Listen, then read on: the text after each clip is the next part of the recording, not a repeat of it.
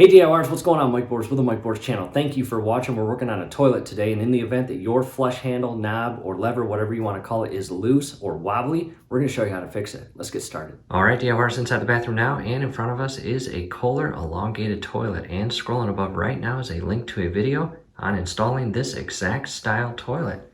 However, right now, we have a very loose flush handle, and we need to get that fixed. The first thing we'll do is remove the top cover to the tank. Cap is now removed, or cover, whatever you want to call it, and be careful, they are heavy. However, again, our handle is loose.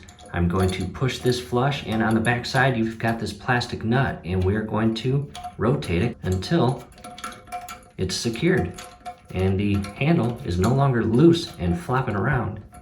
And you can already tell it is making a big difference. I may need both hands to give it the final turn to tighten it. And I did just that. I used both hands, one to hold the handle and the other to spin that plastic nut, and it is secured. What we'll do now is reinstall the cover and test it. Cover is now back on, and again, a huge difference.